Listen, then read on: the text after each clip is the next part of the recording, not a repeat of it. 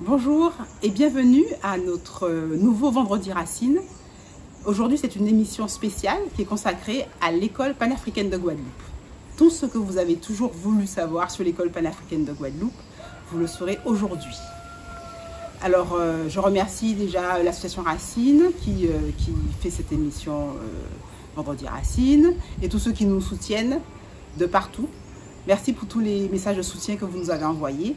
Merci, ça nous fait plaisir et ça nous booste en fait pour continuer ce que nous avons commencé. L'école panafricaine de Guadeloupe est donc un projet qui mûrit depuis plusieurs années.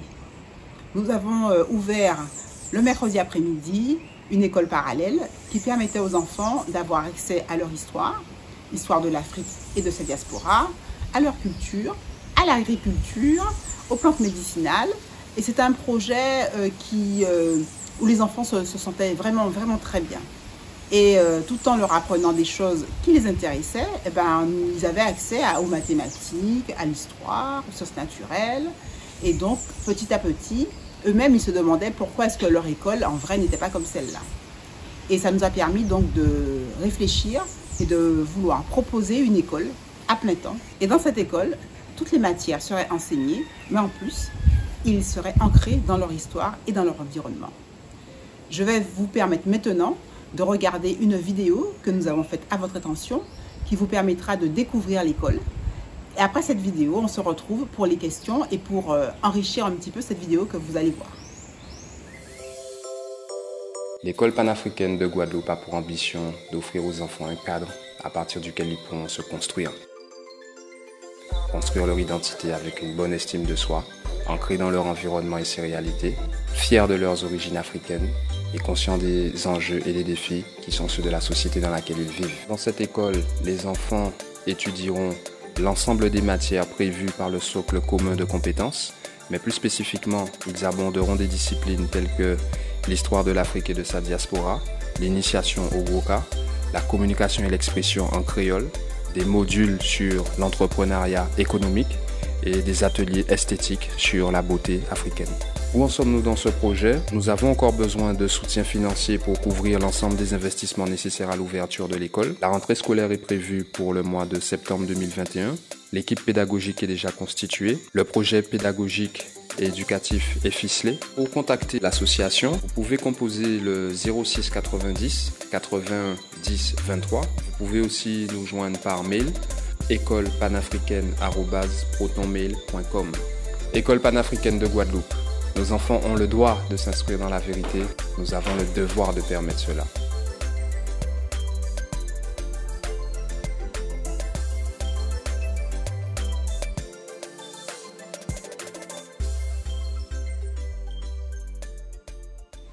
Je tiens à remercier toute l'équipe de l'association Racine, toute l'équipe de l'école panafricaine qui a travaillé d'arrache-pied à ce projet pour qu'il voit enfin le jour. Cette vidéo, comme vous l'avez vu, se passe dans un cadre verdoyant. C'est ce que nous voulons pour nos enfants. L'école sera située à la campagne, à Pointe-d'Or aux Abîmes, ce qui permettra aux enfants d'être dans un cadre où ils pourront apprendre, mais de pouvoir très rapidement aussi être en contact de la nature pour planter, pour récolter, pour apprendre des choses vraiment naturelles. Alors, ce que nous n'avons pas dit dans la vidéo, c'est que cette école sera multi-âge. C'est-à-dire que nous aurons les enfants de 3 à 11 ans ensemble pour qu'ils puissent bénéficier de l'interaction positive des plus grands et des plus petits. Les petits apprenant des plus grands et les grands se responsabilisant. Les enfants fonctionneront donc par groupe de besoins. L'intérêt d'avoir une classe multi-âge, c'est que quand un enfant est en avance dans une matière, il n'est pas obligé d'attendre les autres. Il peut aller dans le groupe qui correspond à son niveau. Et vice-versa, s'il est un peu en difficulté en mathématiques par exemple, son groupe de besoins sera là et il pourra se remettre rapidement à niveau. C'est tout l'intérêt d'avoir des classes multi-âges et de fonctionner ainsi avec des enfants. Ça permet d'aller au rythme de l'enfant. Maintenant, je voudrais faire un petit point sur les langues.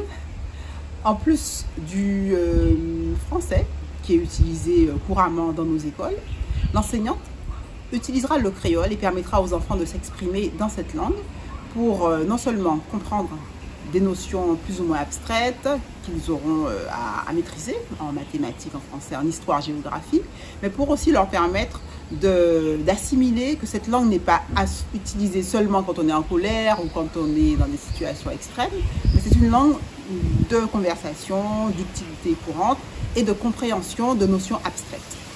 L'anglais sera bien sûr valorisé car nous voulons que nos enfants, à l'issue du cursus complet chez nous, puissent s'exprimer couramment en français, en créole et en anglais. Pour les langues africaines, une introduction au lingala sera faite, ainsi qu'aux hiéroglyphes et à l'amharique. Maintenant, je vais vous parler rapidement de ce que nous proposons au niveau artistique, au niveau sportif et au niveau théâtre. Nous aurons des profs dédiés qui seront là pour pouvoir enrichir cette offre parce que nous voulons que nos enfants soient équilibrés tant mentalement, spirituellement que physiquement. Une éducation pleine, complète dans tous les domaines du savoir et de l'être. Nous n'aurons pas d'évaluation chiffrée, mais à tout moment, l'enfant et le parent pourront savoir où ils en sont par rapport à une notion qui a été enseignée. Donc on pourra savoir si la notion est acquise par l'enfant, s'il a un peu plus de difficultés, si elle est en cours d'acquisition ou si il n'y a pas de problème. Donc ce système est prévu pour ne pas mettre les enfants en compétition permanente les uns par rapport aux autres, mais l'enfant sera en compétition avec lui-même, il aura envie donc de s'améliorer, le parent pourra savoir à tout moment où il en est et ça permet une autostimulation et l'enseignante sera là pour permettre à l'enfant d'acquérir la notion nouvelle. Alors l'école panafricaine de Guadeloupe va proposer aux parents le mercredi et pendant les vacances scolaires de venir à l'école et d'avoir un enseignement dédié toujours autour de notre histoire, de notre environnement, des plantes médicinales, de notre culture, de l'estime de soi. Donc ça permet aux enfants, ceux qui sont déjà scolarisés et ceux qui ne le sont pas, d'avoir un moment à eux aussi, toujours pour qu'ils puissent s'ancrer, un moment de loisir, un moment de détente bien sûr, mais toujours dans des thématiques qui nous concernent pour essayer de rattraper un petit peu le retard que nous avons dans ce domaine.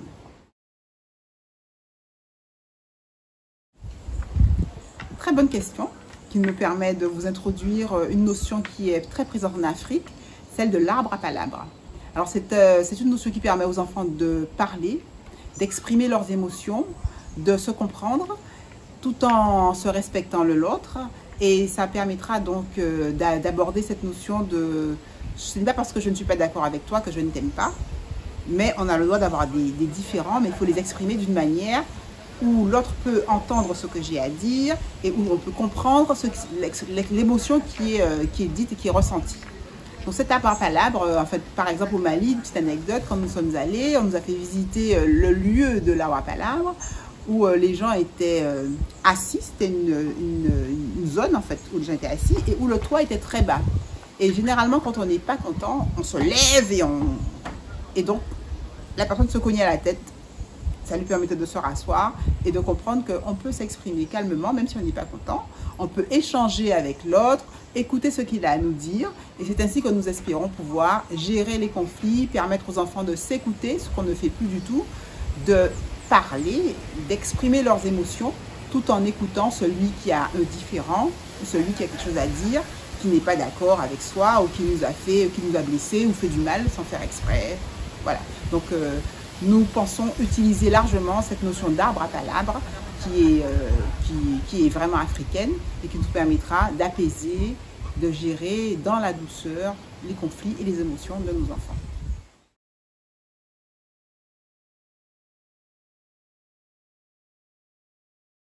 Alors nous avons choisi ces langues africaines, le lingala parce que nous avons un prof qui s'est proposé et qui est originaire de l'Angola et dont c'est la langue maternelle, donc là on n'a pas eu à beaucoup à réfléchir.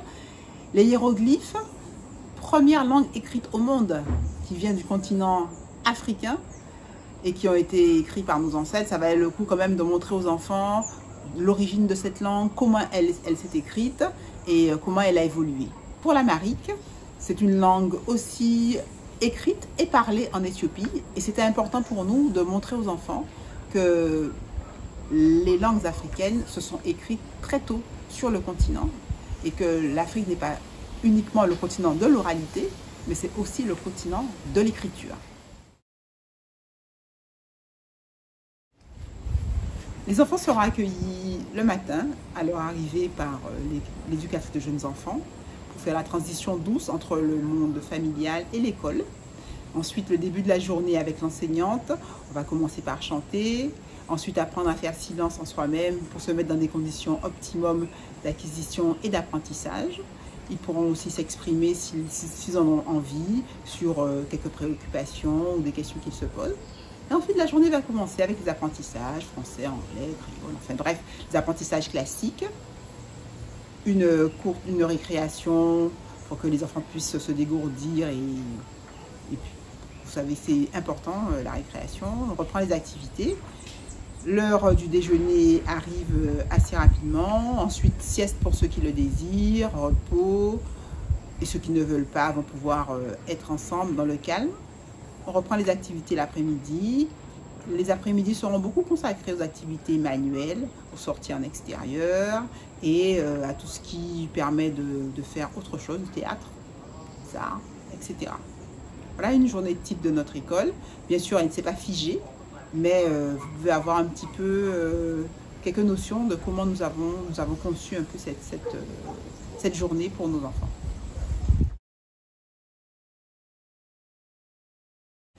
Alors les parents ont un rôle très important parce que nous concevons notre rôle à l'école panafricaine ne le concevons pas en tous les cas sans les parents, parce qu'il faut qu'il soit vraiment un lien pour que l'enfant arrivé à la maison ne se sente pas coupé et ne comprenne pas ce qui lui arrive.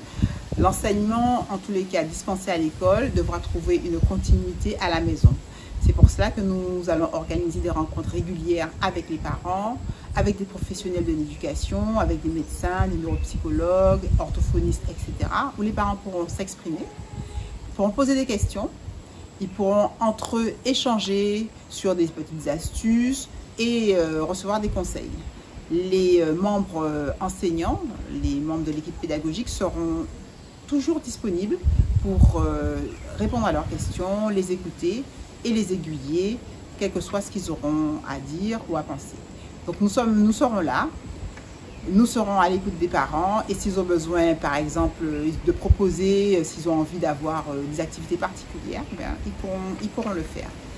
Donc les parents, important, très important, ils ont un rôle très important à jouer dans l'école panafricaine.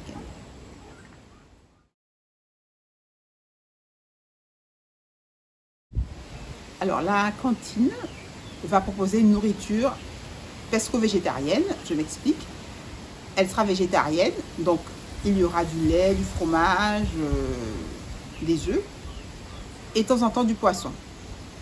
Et nous avons un partenariat avec des agriculteurs locaux qui nous permettront d'avoir des aliments sains qui sortent de notre terroir et qui nous permettent donc de manger sainement et correctement avec nos enfants. Une diététicienne sera là pour pouvoir équilibrer les plats et donc on espère, nous proposerons une alimentation saine et savoureuse à nos enfants. Toutes les aides sont les bienvenues à l'école panafricaine. Le bénévolat, vous pouvez nous contacter au 06 90 811 023, un numéro que vous devez retenir. Vous pouvez donc aussi nous aider par le don de matériaux, le don de votre temps et les aides financières aussi, sous différentes formes. Nous sommes à la recherche de mécènes. Alors le rôle du mécène, c'est de nous donner annuellement une contribution qui nous permettra de diminuer le coût de l'écolage, en fait ce que payent les parents chaque mois. Ça nous permettra de diminuer, surtout les parents, de lisser sur tous les parents, un coût qui sera revu à la baisse. Ça c'est pour le mécène. Bien sûr, ce don est déductible d'impôts et on fera l'attestation qui convient. Vous pouvez aussi chaque mois être parrain ou marraine d'un enfant, c'est-à-dire que chaque mois, vous pouvez donner 20 € par mois par exemple, et c'est autant qui sera déduit de l'écolage de l'enfant. C'est-à-dire que si l'écolage enfin, est encore actuellement à 440 € par mois, et bien, les parents n'auront à payer 420 €, ce qui est déjà beaucoup, une aide substantielle que vous pouvez accorder à un parent si vous le pouvez. Donc nous avons le mécénat, le parrainage dont je viens de vous parler, et puis aussi une chaîne de solidarité. Vous pouvez aussi décider d'être à la tête d'une petite chaîne de solidarité. Vous contactez 2 personnes qui vous donneront 50 € pour l'école, qui elles-mêmes contacteront 2 personnes, qui elles-mêmes contacteront 2 personnes. À la fin, l'association pourra recueillir 700 € et bien sûr, nous fournirons à chacun des donateurs une attestation de don qu'elle pourra faire valoir auprès des impôts avec une réduction à la clé de 66%. Son don ne lui reviendra finalement qu'à 20 € pour 50 € donnés. Voilà les différentes sommes. Et puis vous pouvez donner aussi spontanément. Vous pouvez donner une somme ponctuellement. Nous avons un RIB que nous pouvons vous communiquer et sur lequel vous pouvez faire un virement à l'école. Ou vous pouvez nous contacter, nous remettre un chèque. Nous avons aussi une cagnotte en ligne, helloasso.com. Vous pouvez aussi la retrouver sur associationracine.com. Cette cagnotte en ligne, vous donnez ce que vous voulez. C'est un don ponctuel que vous faites et qui nous permet aussi d'acheter des outils pédagogiques, d'acheter du matériel pour l'école. Voilà, je vous ai parlé un petit peu de comment vous pouvez aider. Et si vous n'avez pas d'idée, appelez-nous au 06 90 811 023 et nous nous ferons une joie de répondre à toutes vos questions. La rentrée de l'école panafricaine est prévue en septembre 2021. Les inscriptions sont encore en cours et les dossiers sont disponibles sur le site de l'association racine.com. N'hésitez pas à y aller et à nous poser toutes les questions que vous avez. Merci de nous avoir suivis. Merci d'être avec nous régulièrement sur les vendredis Racine. À très bientôt.